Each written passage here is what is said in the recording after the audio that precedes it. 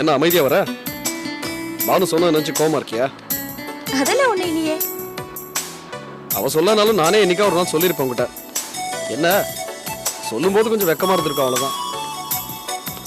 ஆனா அதுவும் ஒரு விதமான ஜாலி தான் வச்சுக்கேன். உங்க லவ் ஃபெயிலியர் ஆனப்ப நீங்க எப்படி ஃபீல் பண்ணீங்க? தாடி வளர்த்தீங்களா? ஐயா 9th ஸ்டாண்டர்ட் படிச்சிட்டு இருந்தேன். லவ் தான் வரும், தாடி எப்படி வரும்? அப்புறம் என்னதான் பண்ணீங்க?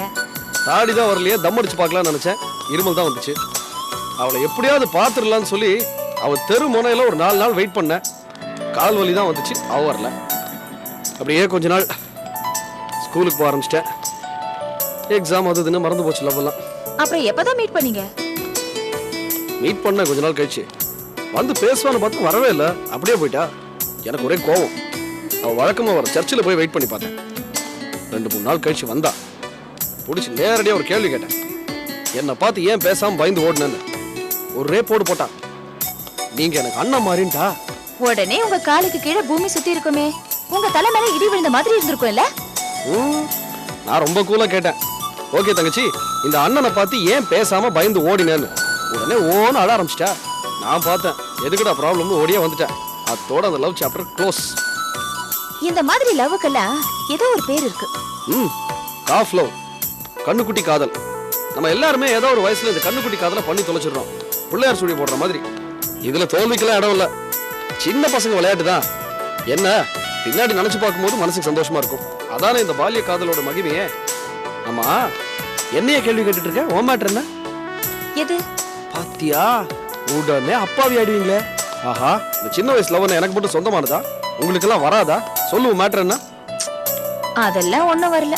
நான் நம்ப மாட்டேனே. இதுல 2 கேட்டகரி தான் உண்டு. ஒன்னு லவ் பண்ணவங்க, இன்னொன்னு லவ் பண்ணலன்னு பொய் சொல்றவங்க. இது பாரு, ஒழுங்கா ஒத்துக்க. உன் மேட்டர் என்ன? இல்ல செல்வம், எல்லாரையும் ஒரே மாதிரி எடை போட்ட முடியாது. எனக்கு சத்தியமா இந்த மாதிரி எதுவுமே வந்ததில்ல. எப்படி அது? அது நான் வளர்ந்த சூழ்நிலை தான் காரணம்னு நினைக்கிறேன். எங்க அப்பா எனக்கு எல்லா சுதந்திரமும் கொடுத்தாரு, அதே நேரத்துல பொறுப்பாவும் வளர்த்தாரு. அதனால எனக்கு அந்த மாதிரி எண்ணெல்லாம் தோணவே இல்லை. அதை நினைச்சு பாக்குறப்ப அது ஒரு நஷ்டம்னு நான் நினைக்கல. என்ன பொறுத்த வரைக்கும் 2 பேருக்கு நடுவுல வர காதல் மத்தவங்களை பாதிக்காத அளவுக்கு இருக்கணும்னு நினைக்கிறேன். கரெக்ட். கிட்டத்தட்ட நம்ம மேட்டர் மாதிரியே. ரொம்ப கரெக்ட்.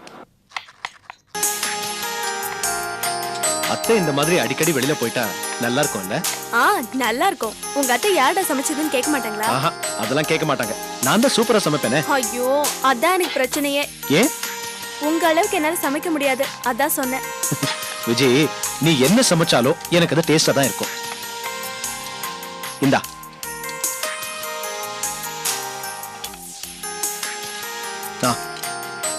இந்தா. உப்பு கொஞ்சம் எடுங்க. உப்பு.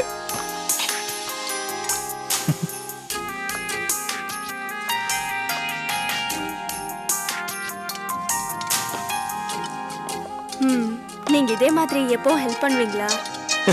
இதை விட அதிகமாவே ஹெல்ப் பண்ணுவேன். நீ சமையல் பண்ணேன்னு வச்சுக்கயே, நான் இந்த மாதிரி காய்கறி வெட்டி தருவேன்.